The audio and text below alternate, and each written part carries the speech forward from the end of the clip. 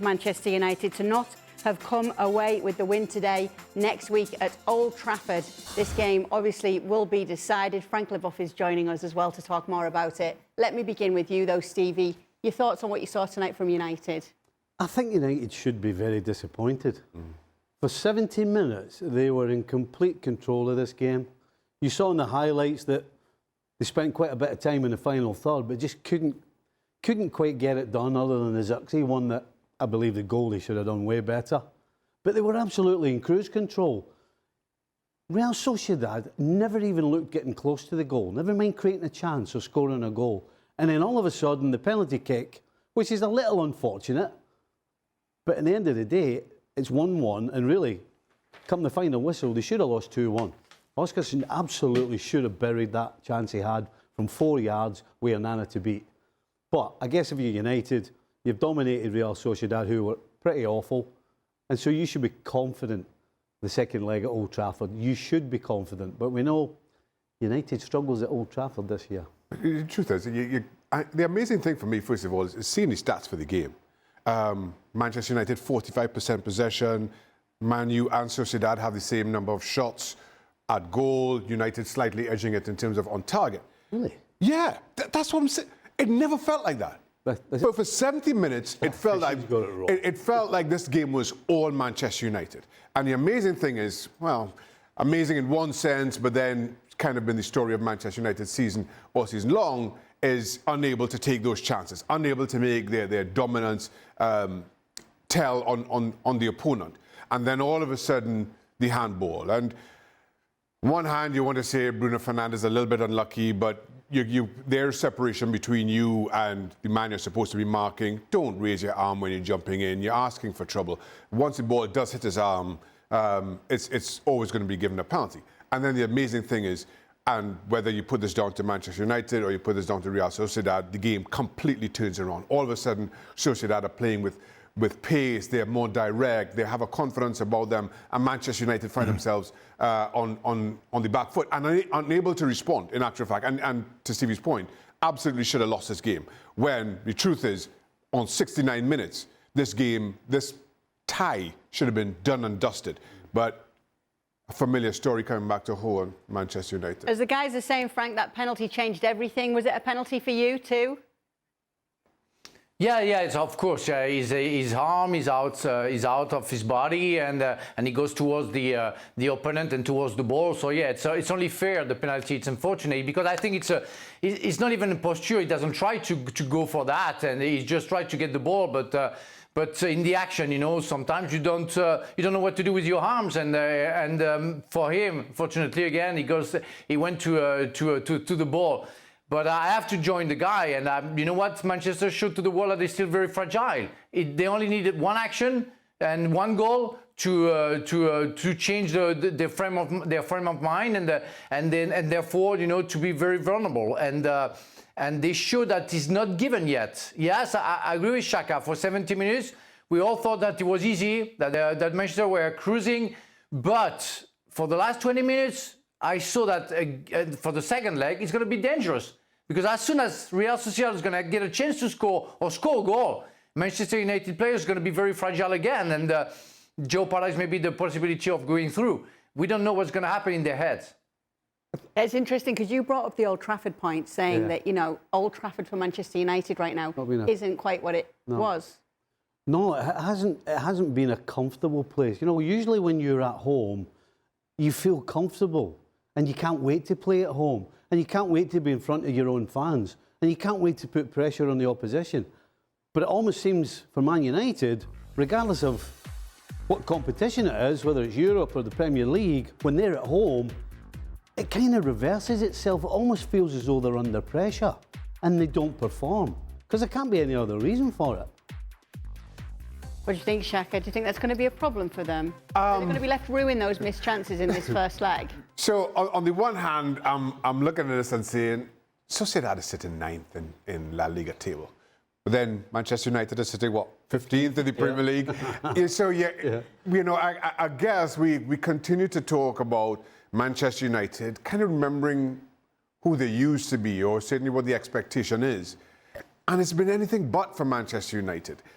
So while on paper, especially given what you saw in the opening 70 minutes, it should be a cruise at home because not just Manchester United, any team at home, you fancy their chances. But they have been so poor that, and well, maybe Stevie and Frank haven't been there, but I certainly have. When you're playing in a team that's struggling, it's almost easier to be on the road because you don't have your fans on your back. You don't have that expectation. And that, for me, is where you're just so uncertain about Manchester United. Are they more comfortable on the road because of their poor form? Or do they make Old Trafford a fortress, at least against what you would think a team you should get the better of? But then to that point, from the time Sociedad showed any kind of pace, any kind of verticality about them in this game, Manchester United didn't know how to respond. If they come to Old Trafford, sit deep and attack hard on the counter-attack, as they did in with the kind of pace that you saw in the last 20 minutes, I'm not sure that Manchester United could withstand that. You know, they always talk about the differences in the details. Can I just suggest that Amorim, one detail that you don't make a mess of again, do not have Bruno Fernandes marking somebody in the penalty box. You know, you need strength and you need balance and you need somebody in there that is good at challenging in the air. And correct me if I'm wrong, I don't remember Bruno Fernandes ever challenging in any box, never mind his own box. So get him out of there. The trouble is you've only got 11 players, and I'm unless you make a quick fire substitution and then bring him back on. While we're on the subject of Manchester United, let's talk about one of the players who's not currently playing for them at the moment because he's at Real Betis. That player is, of course, Antony, and his agent has hit out at Ruben Amorim after the coach said that the player struggled due to the demands of the Premier League. This is Junior Pedroso, his agent, saying associating Antony's lack of success at Manchester United solely with the issue of his physique is a very superficial argument and does not correspond to reality. Of the 15 games in which Amorim managed Manchester United, he only used Antony in 9, with a total of 252 minutes played. This represents only 18.6% of the total possible minutes, which is 1,350 minutes. How can you judge an athlete without enough time for him to demonstrate his worth? You're laughing, Frank? Oh, yes, I am, because that's the most stupid comment I ever read, you know? I mean, I understand why the guy is just an agent and not a football player. So the guy is only saying that the coach, which sees that Antony doesn't have the level to play for Manchester United, should have tried to play more to judge him in a better way. No, they don't have the time for that, man. If you play 9 games and you're not good enough for 9 games, the coach won't give you a chance to play more. That's the math. That's what it is. That's football. You have a time to play. If you're not good 1, twice, thrice, bye-bye. And you can be Antony, you can be Ronaldo, you can be Messi, bye-bye, because we don't have the time for that. So that comment, it's absolutely stupid. I'm not saying Antony is not a good player. He's showing to Real Betis that he's better than what we thought. But he couldn't manage to settle down quickly enough for Manchester United. Therefore, bye-bye. Oh, yes. So he's had another good performance tonight in the 2-2 draw that Betis played in their European action. But, Shaka, you once had a very well-known agent, and I wondered if he ever came out and dropped the facts and the stats like that in response to a manager that may have criticised you. No, not for me. Not for me. I didn't have to. I couldn't have to. I just couldn't save the ball. That was as simple as that. It was all about the ball. Listen, in this instance, is that me dropping my mic? Yeah. All right. Well, you are a numbers guy, so talk to us. In this instance, both are right, in all honesty. Listen, I don't think there's any hiding from the fact that Antony wasn't good enough. He showed that, lacked confidence, even when Amorim comes in. He showed that long before Amorim arrived. So I absolutely thought that getting him out the door, even if it's on loan somewhere else, was the right thing for Manchester United to do. And given his performances for Betis, absolutely the right thing for Antony to do. Amorim is absolutely right in his criticism of Antony in saying what he said.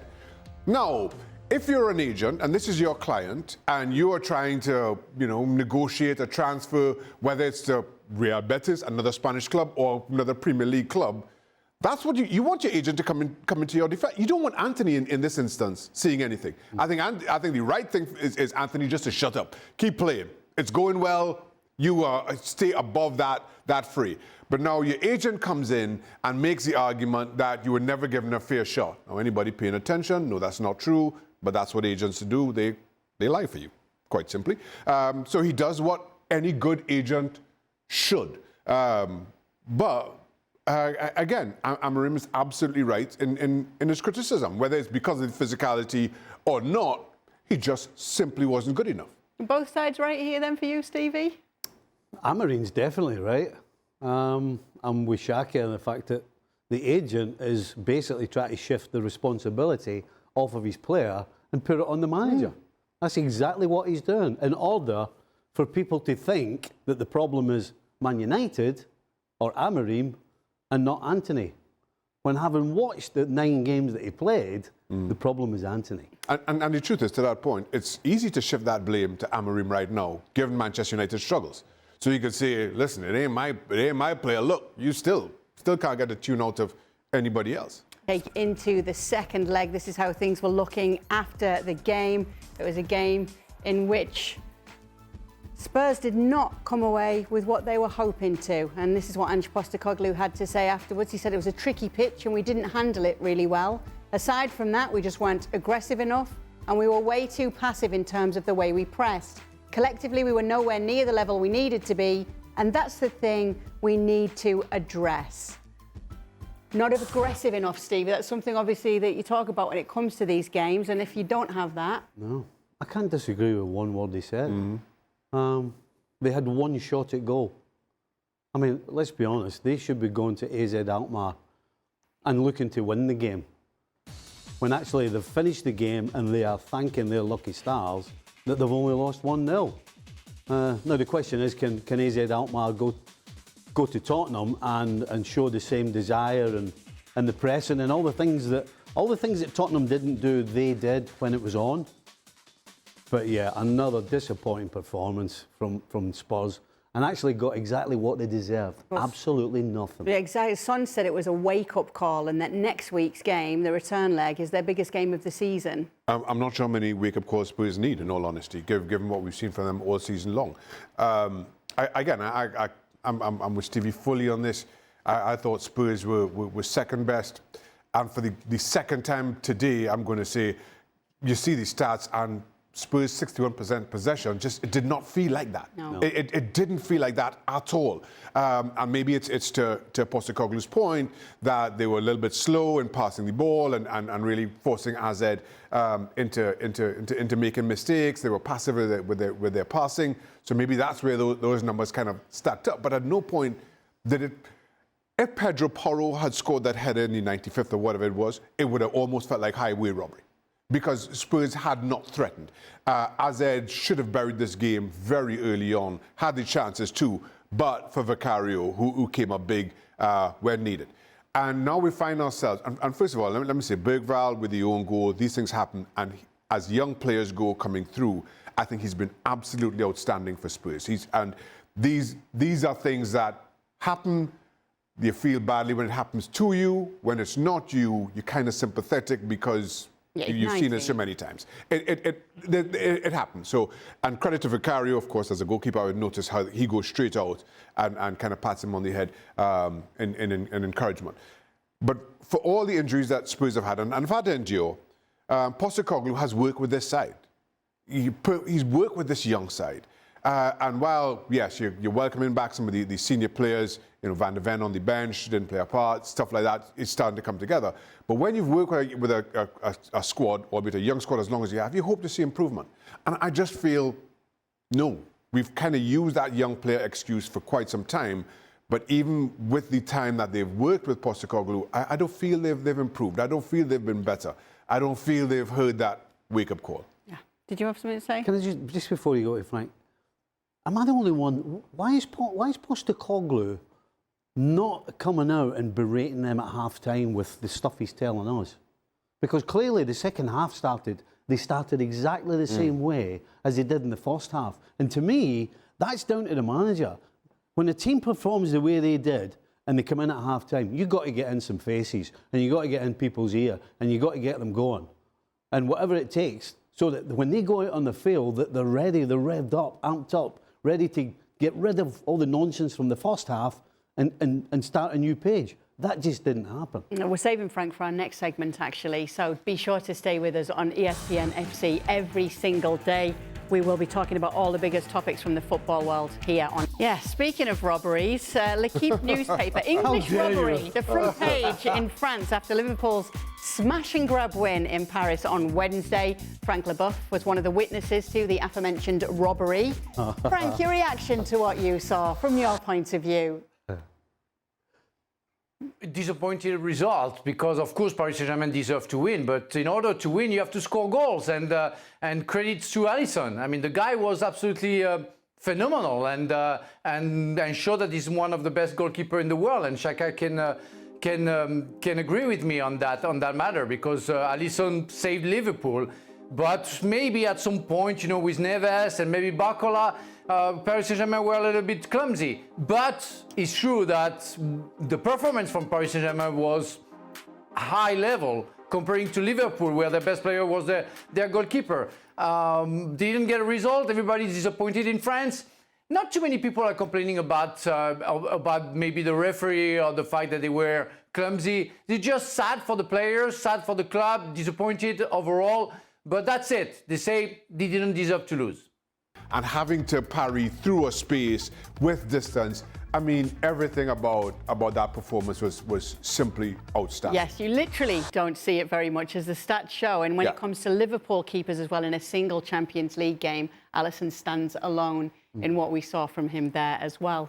Stevie still counted his blessings after what he saw yesterday. He still can't believe. He still cannot believe. Honestly, I'm still shell-shocked at how dominant PSG were. But at the end of the day, it's about putting the ball in the back of the net. And if you don't do it, these things can happen. Thankfully. So it's really small margins for a goalkeeper to work in here. And he knows that. And you have to get that touch absolutely right. He didn't. But then again, it's not beyond Donnarumma to make that save, but too often I feel that those little, when he has to make a save, when he has to make a touch with a small margin to hit in terms of where he can guide the ball, he gets that wrong far too often now. Let me see, because I don't think that has always been the case. It's interesting now, isn't it, Frank? Because obviously PSG are trailing by a goal, and we've seen what they can do, and they must have a big belief in what they can do against Liverpool. But now they've got to go to Anfield and try to get a result. Do you think they can? I don't, because I know Anfield, and I think Stevie knows better than anybody else. It can be hell for every opponent who come over there, and it's going to be a different story. Liverpool will have.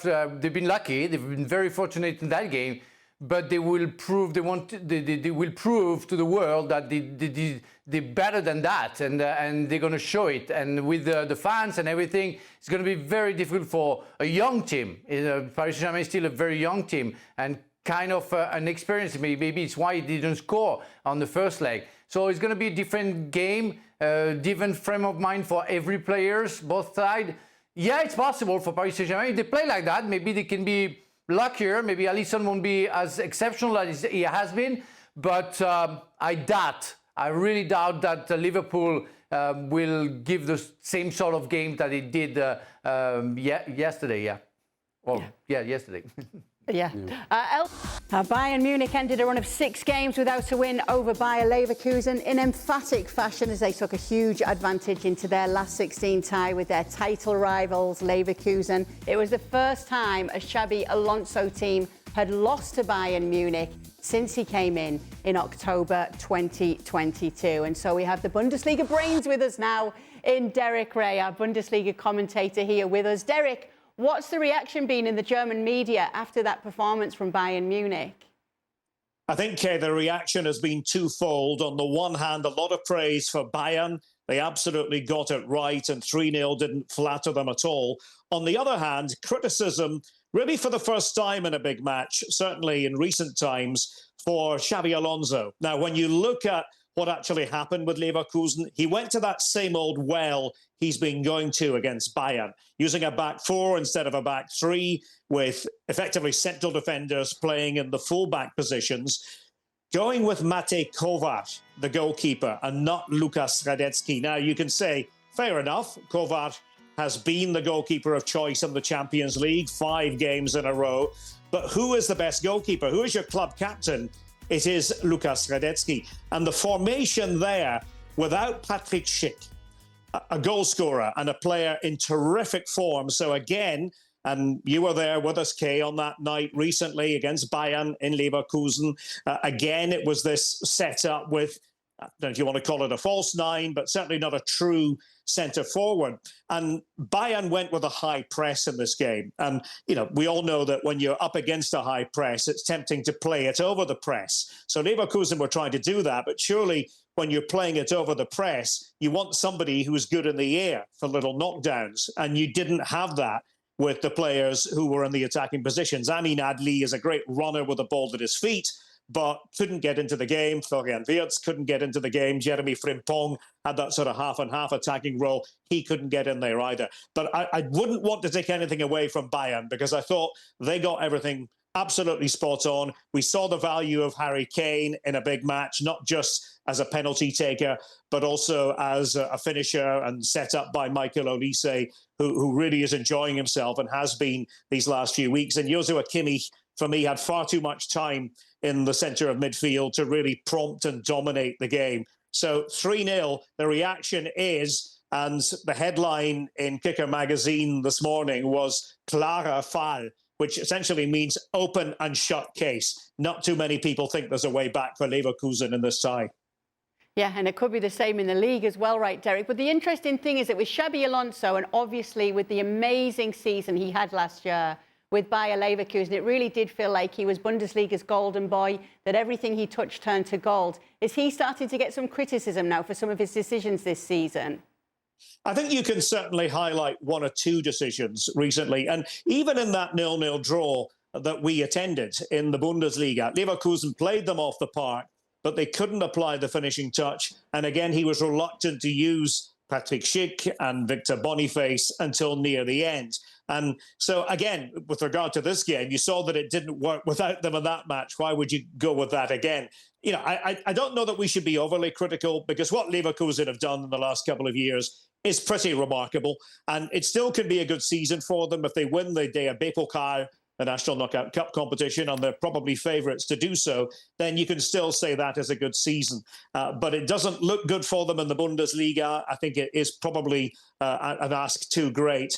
And as far as the Champions League is concerned now, on a very shaky nail in terms of injuring his arm, because he's always the first one who's appealing for when a decision goes against Bayern. You look for the special Neuer arm to go high into the heavens, and he hasn't managed to injure that. But it does give Bayern an opportunity to give some game time to Jonas Urbich, who's a young goalkeeper signed from Köln. They have very high hopes for him. And in fact, there's talk already about a bit of a job share between the veteran Neuer and Urbich next season. So he got some time in the game the other night there, and we're going to be seeing more of him. I don't think it's a problem for Bayern in the short term, but let's just see how long it is with regard to Neuer being out.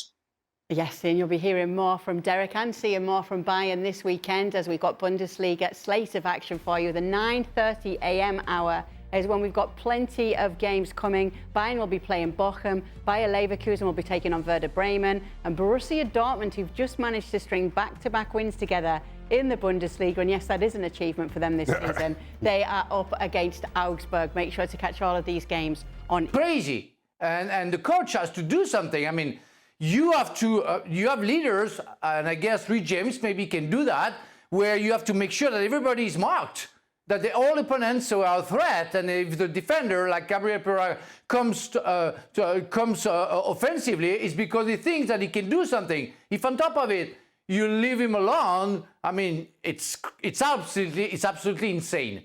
On top of it, I was so bored the first half. Come on, 75% of possession from Chelsea with a barely shot from Cole Palmer. Right. That was. Fine, well, What was the score? That in was this game? crazy. Yeah, what? What was the score in this game? What? Did Chelsea win this game? No, they won. Okay, but because, you know, a substitution half-time made the difference. I thought you were going to have a heart attack there. No, but I cannot be happy. I mean, I cannot be. You know, we talked about Ange Postecoglou not changing anything half-time. At least the coach changed some players and Chelsea became better second half. The first half was awful. They tried to keep the ball, did nothing with it. And I was just, you know, aiming the fact that when they conceded the goal, they should have done better. But yeah, they're going to go through because they're much better than Copenhagen, but they have to learn faster. They have to be more effective. We want to see the Chelsea that we saw before winter, where they were more vertical, that they weren't keeping the ball just, I don't know. Maybe they think that after 100 passes, they get a goal. It doesn't work like that. Football is not working like that. That was boring the first half, really. That goal kind of is one of the problems that Chelsea have. And that on the field of play, it doesn't seem as though anybody's in control.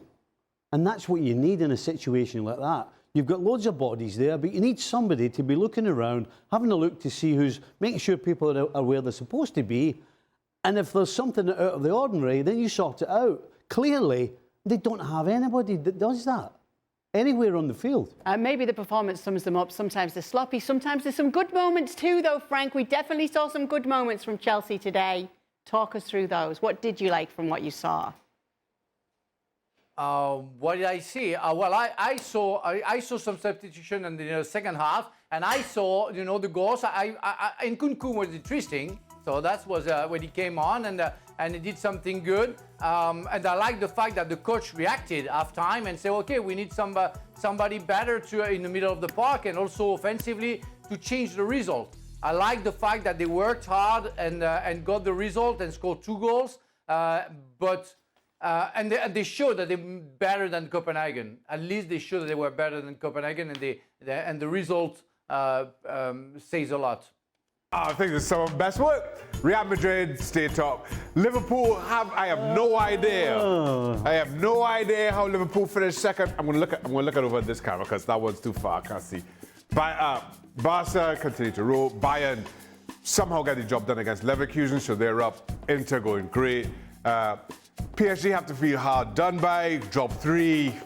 Results matter. If it were based on performances, they'd probably be second. Atletico Madrid have to feel a bit disappointed losing to Real, but again, you lose to a team in the top 10. The punishment isn't as harsh. Same story for Leverkusen. Arsenal are back in after a stuttering couple of weeks in the league. They respond in Europe, so they're in at 9. And then Benfica in at 10. I'm glad to see you kept Liverpool in there. We've got Derek and Frank with us here. You're glad to see you kept Liverpool in? Because, well, it's not about how you play at the end of the day. It's about results, right? And Liverpool got the result. However... What, getting into Shaka's barrel? Yeah, absolutely. However, the second one is about how they played and the result. Bayer Leverkusen still in the top 10. They were awful, woeful. Let's ask Derek Ray what he thinks of Bayer Leverkusen being in the top 10. Oh, I think they still belong in the top 10. I think it was a one-off performance. Remember, they've only lost once domestically all season long. It's only their 3rd Champions League defeat. I think they're still there. But I was going to say, for Stevie, being a Scot, like Stevie, but not being from the west of Scotland, I know that dear to Stevie's heart is Celtic Football Club. Am I right, Stevie? Celtic Football Club. And they ran Bayern really close recently. And I'm not seeing a lot of respect for Stevie's boyhood team, Celtic. Go, take it away, Stevie. How could you, Derek? Look at... No idea. I'm staying out of this entirely. Who's he talking about? I don't know. Couldn't resist. I'd like to report a murder. Hey. I know where you stay. Yeah, absolutely. He knows where you are. I didn't see anything, Your Honour. I didn't see anything. Frank, any issues? Any notes? Of course I have an issue. I mean, if according to Stevie, it's only about results. Fortunately for Shaka, it's only about results because really, Real Madrid first, I mean, I didn't see that. I mean, Real Madrid were very bad until they scored the goal. But before that, I was so disappointed. And yeah, Liverpool, yeah, a little bit disappointment. Maybe it's a game off. Let's say it's a game off because Liverpool is the best team in Europe. But Real Madrid first, I'm sorry, Shaka, I cannot agree with that. See, no, but same story for Real Madrid and Liverpool. You beat two other teams in the top 10. I mean, was there a bigger game in Europe than that game? Exactly. I'll speak for myself. I thought Atletico would at least get a point. But Real Madrid top after the weekend's results in La Liga? Yeah, but they beat Atletico. They beat Atletico in the biggest game for the week. They beat Atletico Madrid. All right. Well, that's why they're called Shaka's power rankings. Because it's all science. I've learned never to argue with science. I was thinking of another one. Frank, Shaka and Stevie will be answering your questions on the latest edition of Extra Time. You can check it out every single day on YouTube. And welcome into the latest edition of Extra Time. We've got Stevie, we've got Shaka, and we've got Frank Leboeuf as well, answering all of your questions today. Thank you to those of you who responded on Instagram today. Lovely picture of you guys. I put it out on Instagram too. 2 years ago. I have no idea who responded. A few years. Well, Frank's got hair. That's a few years ago. Frank's got hair on the picture. Yeah, you guys are looking pretty jazzy too, I have to say. What photo was that? I didn't put it together. I'm going to have to see where it was. No, I've got it here. I've got the questions here. I want to see the photo, never mind the questions. They're going to put up the photo. Oh, that's the old Reading shirt. I think that Frank thought that I'd chosen the picture of him. I didn't, Frank.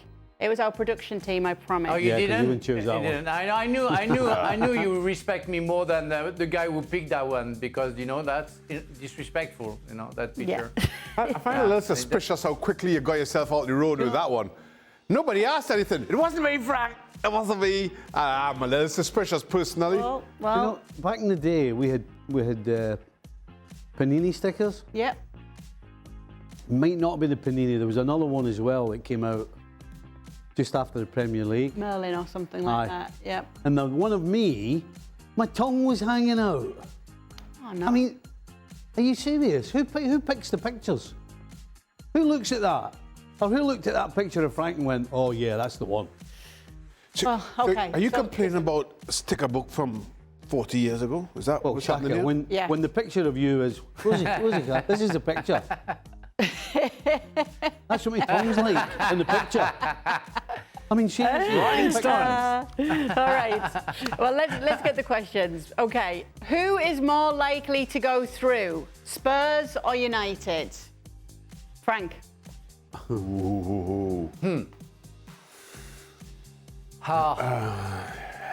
would say Spurs because I think the opponent is less good than United's opponent because I think Real Sociedad can do something good there. And United, I mean, they can be good, but sometimes they can, you know, lose everything and forget everything and getting very fragile. So it's hard to say Manchester United at home. They're better than Real Sociedad and they're going to do the job because we don't know. Suddenly they can, again, lose everything, forget everything and lose the game. So I'm more confident that Spurs, for margin, can do better than United. I go United because United were better than Sociedad in the first leg. And I can't see the same for Spurs with that said. So I'm going to go Manchester United more likely to go through. That's a tough one. I'm going to go United as well because they're winning. And it's going to be one incredible turnaround for Real Sociedad. I mean, recently they've been horrible. They're not winning. And so it's next week? I beg your pardon. They're not winning. Oh, sorry. But they've got the home advantage. But they've got a home advantage. And Real Sociedad have been horrible and were horrible in this game. So I'll go United. All right. What are your thoughts, Stevie, on a halftime show during the World Cup final of 2026? Is it going against the integrity of the game with a 15-minute break, or would a 30-minute break with a performance be improving the image of the sport? Improve the image? A halftime show is going to change the image. I mean, seriously.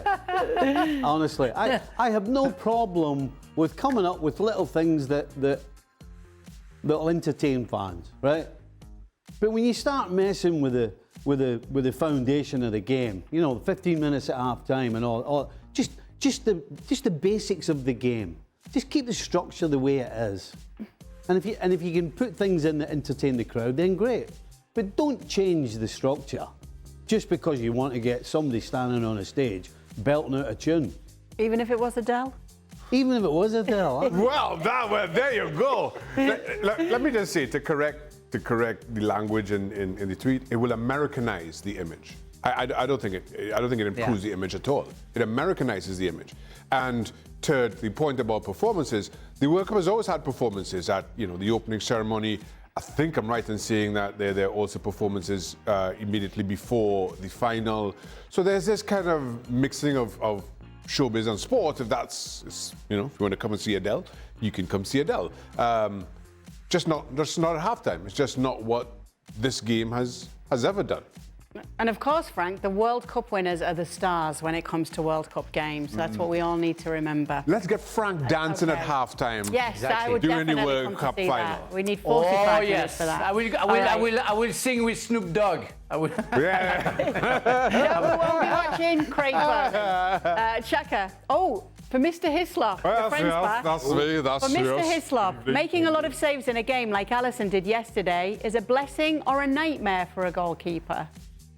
Well, if I have to choose one of the two, I'll say a blessing. I think it's harder. And again, when we were talking about the game during the show, I said top-level goalkeepers make one or two huge saves a game.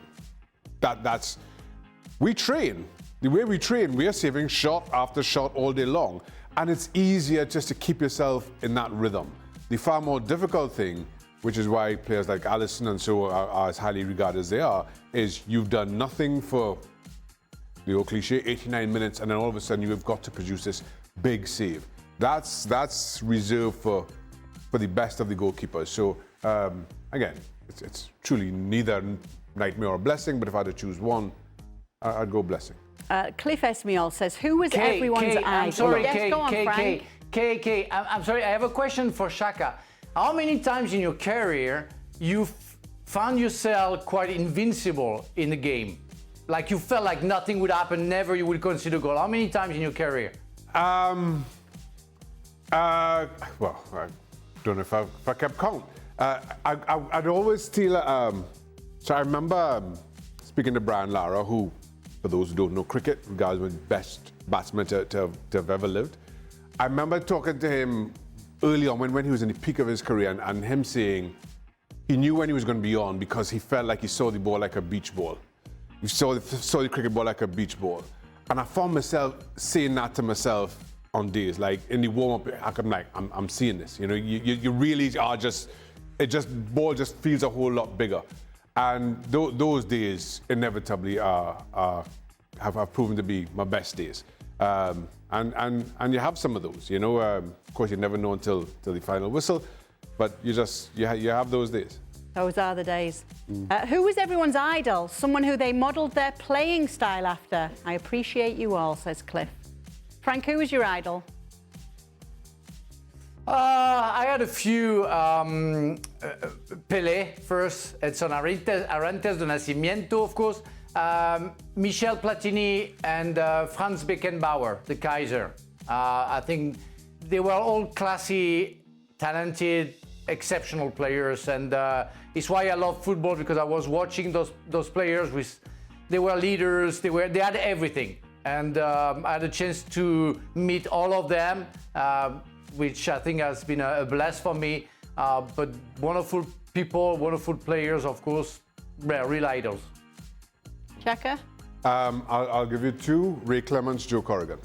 And growing up in Trinidad and Tobago, didn't have a lot of access to certainly the English game.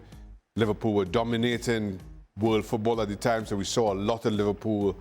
And those two goalkeepers are the ones that I just remember most. Whether I can't say that I fashioned my game after them. I'm pretty adamant that everybody's pretty individual in terms of how you're progressing as goalkeepers. Clem was fantastic. I loved it. So and saying that, I had a kind of full circle moment when I got called into the England squad. Ray Clemence was the goalkeeper coach. So I just had to take pause at that moment. A young kid growing up in Trinidad and Tobago, watching Ray Clemence on the TV, and now here I am standing shoulder to shoulder with him. It's just while you have a job to do and I have to try to impress, and it was just a really special moment for me. Yeah, one of those pinch yourself moments. Yeah. Stevie? My first ever one was Willie Henderson. He was a winger, played for Rangers. I just loved it. He used to take people on and try and dribble past them. Then George Best. And then when I was in my early teens, it was Kenny Dalglish. He was a young guy with Celtic at the time. He was probably, I'd be 13, he was probably about 21. So did you have that moment that like Shaka had?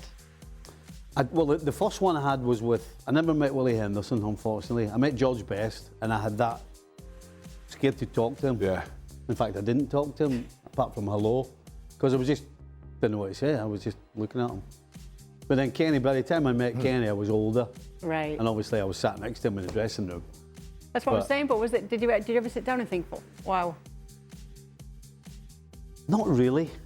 It passed by then. That had passed by there now. Yeah. Not really. I wasn't even bothered. Shaka, is Neuer hurting the cause of goalkeepers being considered top athletes when he gets hurt during the goal celebration? That's old. That's an old man injury. That's an old man injury. Yeah. You know, sometimes I'm at the stage now where I yawn too hard and I pull a muscle in my ribs. That's kind of where Neuer is. Yeah. I'm like, oh, that was a hard yawn. I gotta go see the doctor. That's kind of where Neuer is now. You can't. Do you know when I yawn? I get cramp. That's an old man injury. That's a proper old man. And that's when Neuer is now. That's when Neuer is. You do something like, oh, that hurt. You know, guys, I got injured. I was like 36 years old, shooting a penalty with Marseille. And I shot, and on the way going up, you know, before shooting, before the leg goes by, I felt the pain, and I scored the goal, and I asked to substitution, and it was after 15 minutes. I was so ashamed. And Bernard Tapie was the chairman. He said, "What did you do? You jumped over the publicity, the commercial banners, you know, to celebrate or what?" I said, "I'm 36. I don't do that. I never did that. I'm not going to do it at 36. I only shot a penalty and I got injured." He said, "Oh, you're too old. You should retire." I did my calf on the golf course. I was on my own. I was on the green, right? So I'm putting, and as I got to putt, the sprinkler head came on. So I turned to run away. And as I went like that, I went, oh! Well, tell me it was after your career, Stevie. After you. Oh, God. Yeah, it was after your career, Stevie. Not me. Okay, lucky. Yeah, it was about 6 years ago, maybe 5 years ago. On my own. I had to get the buggy back into the club. Stevie. Stevie, best forward you went up against while you were playing? Probably Chris Waddle. Chris was so deceptive, and you kind of knew the things that it could go both ways. And he always kind of did the same thing, regardless of which way he went, which was flummoxing. Because normally, somebody, when they go to the left, do a certain thing, and when they're going to the right, they do a certain thing. So whenever you see it, the cue tells you where they're going. Whereas Wads, what he used to do is he'd drop his left shoulder as if he was going left, and then at the last second, he would step over the ball and go that way. And so it was really hard, because even when he went that way, he would drop his left shoulder and go that way without stepping over it as well. So you had to make sure you weren't too close. You had to make sure you weren't too far away, because he would make a pass into the box past you. So you had to make sure you were in a perfect spot, that you somehow made him go a certain way if you could. Shaka loves that one. Yeah, I did. I love it. Shaka, your power rankings have been very bad since the start of the year. What? Has not going to Carnival this year affected the algorithm? You know, I think we're onto something here. I think in the best interest of the power rankings going forward, ESPN should pay for me to go to Carnival. Ezio, you're right. We're on to something. What? So Going to Carnival. So you're saying your power rankings have been bad? I'm saying what we need to do is we need to do a sample. We know what it's like when I don't go to Carnival.